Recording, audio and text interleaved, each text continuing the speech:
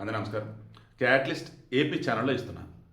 ఏపీకి సంబంధించింది కాబట్టి. But feeling very very bad. Badarayya అని చెప్పేసి అంతగా మతి స్థిమితం సరిగా ఉండదట. అందుకని చెప్పి అతని పెళ్లి కూడా అవ్వాలి. వాళ్ళ అమ్మ పేరు సోమమ్మ, వాళ్ళ నాన్న పేరు వచ్చేసి చిన్న నరసయ్య. వీళ్ళది వచ్చేసి బొల్లాపల్లి దగ్గర వెల్లటూరు. ట్విస్ట్ ఏంటంటే, నిజం ట్విస్ట్ కూడా అనకూడదేమో, దరిద్రం అనాలి లేదా దౌర్భాగ్యం అనాలి. లాస్ట్ ఇయర్ ఇతను వాళ్ళ అమ్మని రోకల బండతో కూడా చంపాడట, మతి స్థిమితం సరిగా లేక. మరి అప్పుడు పోలీసులు అరెస్ట్ చేసి లోపలేయాలి కదా. మతి స్థిమితం లేదన్నప్పుడు ట్రీట్మెంట్ ఇప్పించాలి కదా. ఆ మదనపల్లి దంపతులు కూడా ఆ ఒక రకమైనటువంటి మతి స్థిమితం సరిగా లేకుండా వాళ్ళ పిల్లల్ని చంపారు కదా.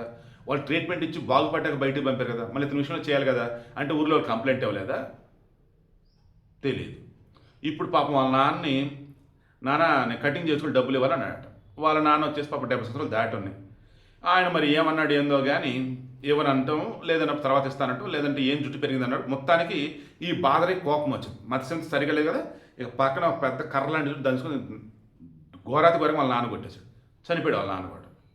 ఇప్పుడన్నా పోలీసులు ఈ బాధరైన అరెస్ట్ చేసి ఏదన్నా మెంటల్ హెల్త్ ఏది ఉంటుంది కదా ఆసుపత్రి, అందులో జాయిన్ చేయండి. ఆ ఊర్లోని మీతోనని కాపాడండి. మీరైతే నేను చెప్తున్నాను, మన బిడ్డ అయినా పక్కోళ్ళ బిడ్డ అయినా మతి స్థిమితం సరిగా లేదు అన్నటువంటిలో జాగ్రత్తగా ఉండండి. ఇఫ్ పాసిబుల్ దయచేసి ట్రీట్మెంట్ ఇప్పిస్తూ కొంచెం కేర్ఫుల్గా అయితే ఉండండి.